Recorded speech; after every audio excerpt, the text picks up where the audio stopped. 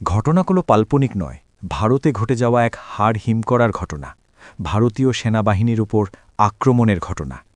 ১৯৯৯ সালের গ্রীষ্ম, হিমালয়ের বরফে ঢাকা পাহাড়ি অঞ্চল কার্গিল তখনও শান্ত, কিন্তু সেই নীরব পাহাড়ের আড়ালে শুরু হতে চলেছিল এক ভয়ঙ্কর যুদ্ধ, একটি যুদ্ধ যা বদলে দিয়েছিল হাজার হাজার মানুষের জীবন। শীতকালে কার্গিলের অনেক পাহাড়ি পোস্ট তীব্র তুষারপাতের কারণে ফাঁকা হয়ে যায়। ঠিক সেই সুযোগটাই কাজে লাগায় কিছু সশস্ত্র অনুপ্রবেশকারী। তারা চুপি সারে পাহাড়ের চূড়াগুলো দখল করে বসে। পরে জানা যায় তারা ছিল পাকিস্তান সমর্থিত সেনা ও যোদ্ধা। তাদের পরিকল্পনা ছিল খুব স্পষ্ট: উঁচু পাহাড়গুলো দখল করে গুরুত্বপূর্ণ সড়কপথকে নিয়ন্ত্রণ করা। যখন এই খবর পৌঁছায় ভারতীয় সেনাবাহিনীর কাছে, তখনই শুরু হয় একটি বড় সামরিক অভিযান, অপারেশন কার্গিল। কিন্তু এই যুদ্ধ ছিল অন্য সব যুদ্ধের থেকে আলাদা। এখানে ভারতীয় সেনাবাহিনীদের লড়তে হচ্ছিল ১৬ থেকে ১৮ হাজার উঁচু পাহাড়ে, যেখানে বাতাস পাতলা, অক্সিজেন কম, আর প্রতিটি পদক্ষেপ মানেই মৃত্যুর ঝুঁকি।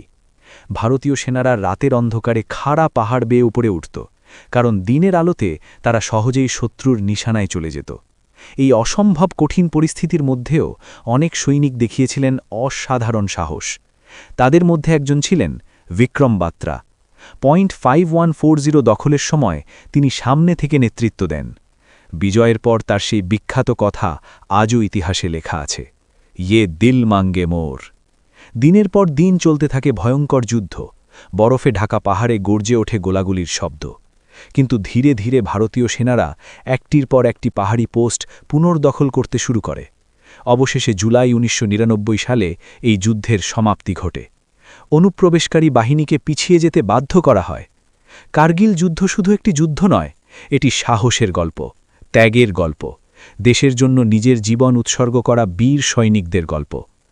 আজও সেই বরফ ঢাকা পাহাড় সাক্ষী হয়ে আছে সেই সব বীরদের আত্মত্যাগের, যারা নিজের জীবন দিয়ে দেশের পতাকাকে উঁচু করে রেখেছিলেন। এই ঘটনা অনেকেরই জানা, আবার অনেকেরই অজানা। তাই আমি এই শর্ট ভিডিওর মাধ্যমে তুলে ধরলাম ভারতীয় সেনাদের বীরত্বের কাহিনী। ভালো লাগলে ভিডিওটা ছোট্ট একটা লাইক, সাবস্ক্রাইব করে পাশে থাকবেন। আরও ভিডিও পেতে মোটিভেশন করবেন। জয় হিন্দ, জয় ভারত।